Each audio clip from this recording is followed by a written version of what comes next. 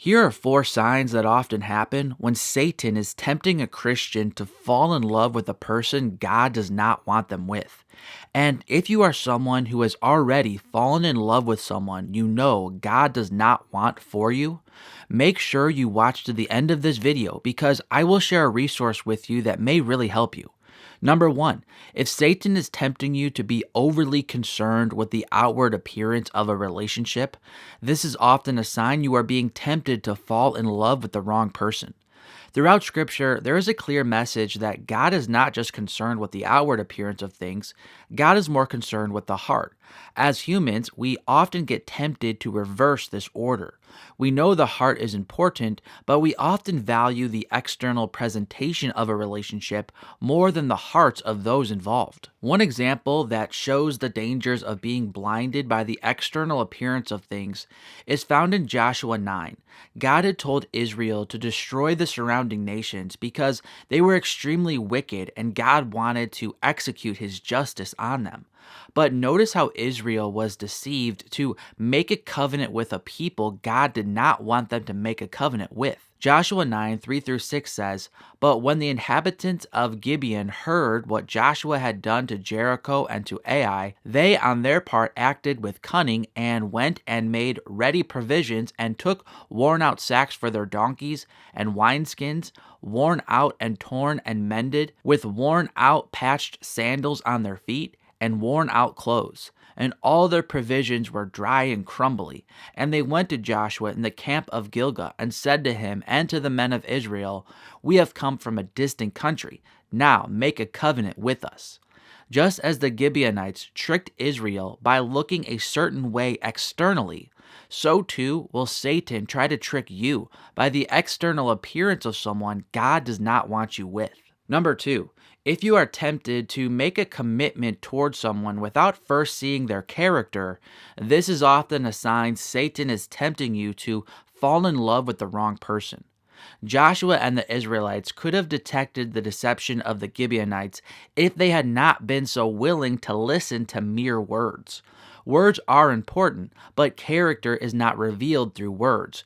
Character is revealed through observable actions witnessed over a long period of time. Joshua 9, 7-11 states, "But the men of Israel said to the Hivites, Perhaps you live among us. Then how can we make a covenant with you? They said to Joshua, We are your servants. And Joshua said to them, Who are you, and where do you come from?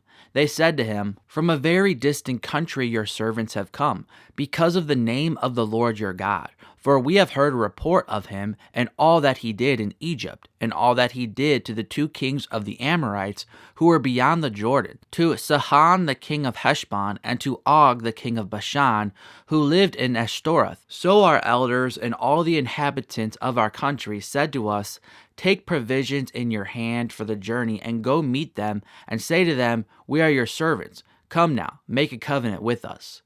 The Israelites had a feeling something was off, but they allowed themselves to be duped by listening to mere words. Notice the phrases throughout these verses like, they said to Joshua, and they said to him, and our elders said to us, say to them.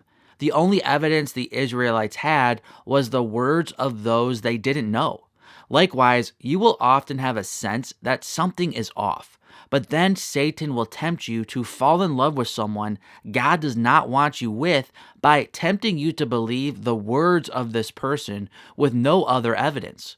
Words are important, but character can't be revealed through words and empty promises.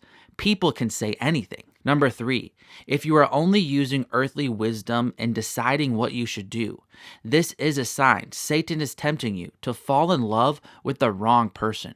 From an earthly perspective, dating and relationships can be a lot like buying a car. You can do everything possible to try and make sure you are buying a good car that will last a long time, but there's always a risk that the transmission blows up a few months after you buy it. You can take it to your mechanic before you buy it. You can take it on a test drive. You can buy a good brand. You can spend a lot of money. But beneath the hood, there can always be a problem you don't know about until something bad happens down the line. Likewise, before you open your heart to someone, there are many wise steps you should take. You should go on some dates, like a test drive. You should bring your friends into the relationship so they can observe this person too, like a mechanic who can give you advice. You should date someone who says the right things about God, like buying a good car brand. But in the end, there's always a risk in relationships that things end very badly. You can do your best, but underneath the hood, in the heart of this person, bad things can always be happening that you just can't know about. The only solution is to depend on God. I'm not saying you should just pray. You should do all those wise things before opening your heart to someone that we already talked about, and other wise things as well. But above all that, you must pray and consult the Lord to get His word on it. Notice how this played out in Joshua 9:12 through 15. Here's our bread. It was warm when we took it from our houses as our food for the journey on the day we set out to come to you. But now, behold, it is dry and crumbly. The wineskins were new when we filled them, and behold, they have burst. And these garments and sandals of ours are worn out from the very long journey. So the men took some of their provisions, but did not ask counsel from the Lord. And Joshua made peace with them and made a covenant with them to let them live. And the leaders of the congregation swore to them. So the men took some of their provisions, but did not ask counsel from the Lord. Wow, how convicting is that? Yes, assess the relationship in wisdom. Use your mind that God gave you to make good decisions, but don't just rely on yourself. If you want to avoid falling in love with the wrong person, you need to ask counsel from the Lord.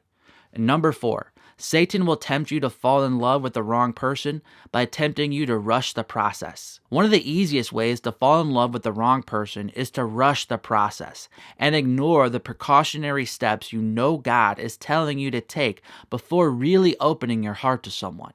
Joshua 9:16 states, "At the end of 3 days, after they had made a covenant with them, they heard that they were their neighbors and that they lived among them." If they would have taken more time and slowed down, they could have avoided this huge mistake. Likewise, if you want to avoid getting tricked by Satan to fall in love with the wrong person, be patient, slow down, and make sure you are truly following the wise steps God is leading you to take. But what happens if you have already fallen in love with a person you know God does not want you with? Here's a video I've done about unhealthy soul ties and how to break them. I highly recommend you watch this video if you're struggling with being connected to someone you know God doesn't want you with. I'm Mark from ApplyGodsWord.com. I really hope this video was helpful to you and maybe you learned something new. Until next time, God bless.